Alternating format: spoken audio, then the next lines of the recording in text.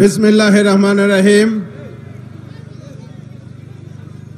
বাংলাদেশ জাতীয়তাবাদী শ্রমিক দল কর্তৃক আয়োজিত আজকের এই মহান মে দিবসের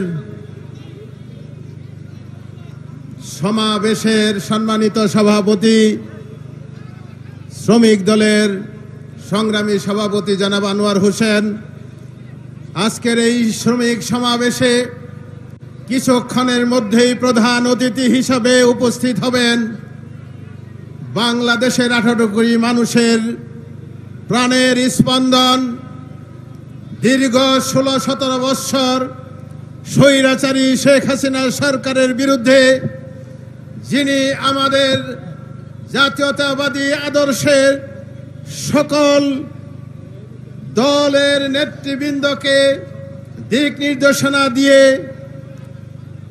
আন্দোলন সংগ্রামে আমাদের উজ্জীবিত করেছেন, যার নেতৃত্বে আজকে স্বৈরাচারী শেখ হাসিনা সরকারের পতন হয়েছে, আমাদের সেই প্রিয় নেতা বিএনপির সম্মানিত ভারপ্রাপ্ত চেয়ারম্যান জনাব তারেক রহমান, মঞ্চের সম্মানিত সভাপতি,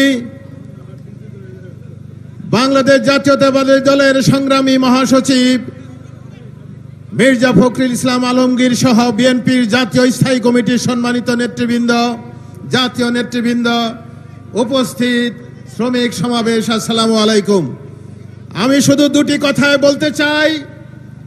আজকের এই আন্দোলনে শেখ হাসিনা সরকারের পতনের পর বাংলাদেশের মানুষ একমাত্র যে কারণে আন্দোলন করেছে, শ্রমিক ছাত্র জনতা যে জন্য আন্দোলন করেছে, রক্ত দিয়েছে, শুধু ভোটের অধিকার, গণতন্ত্রের অধিকার ফিরে পাওয়ার জন্য। সেই ভোটের অধিকার, গণতন্ত্রের অধিকার এখনো প্রতিষ্ঠা হয় নাই।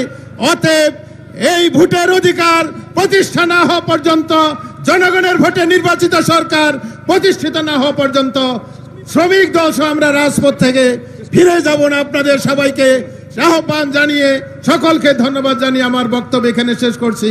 আল্লাহ হাফেজ। বাংলাদেশ জিন্দাবাদ। সকলকে ধন্যবাদ।